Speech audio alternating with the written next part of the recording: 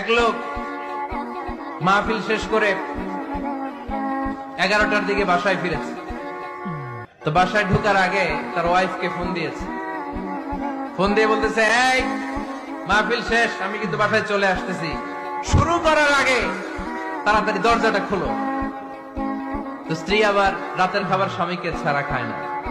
তো স্ত্রী দরজা খুলে দাঁড়ায় আছে, স্বামী বেচারা আসছে। আসার পরে স্ত্রীকে বলতেছে, এই শুরু করার আগে রাতের খাবার দিয়ে দাও, খেয়ে নেই। তো স্বামী ওয়াশরুম থেকে ফ্রেশ ট্রেশ হয়ে আসছে, স্ত্রী বেচারিও ডাইনিং টেবিলে খাবার দিয়েছে। এবার স্বামীও খেতে বসেছে, স্ত্রীও খেতে বসেছে। স্বামী আবার বলতে আরম্ভ করছে, শুরু করার আগে ফ্যানটা ছাড়ো, খুব গরম লাগতেছে। এবার তো স্ত্রী রেগে মেগে আগুন, কি আসার পর থেকে শুরু করার আগে, শুরু করার আগে, শুরু করার আগে, কি শুরু করার আগে? স্বামী বলতেছে, এই তো শুরু হয়ে গেল।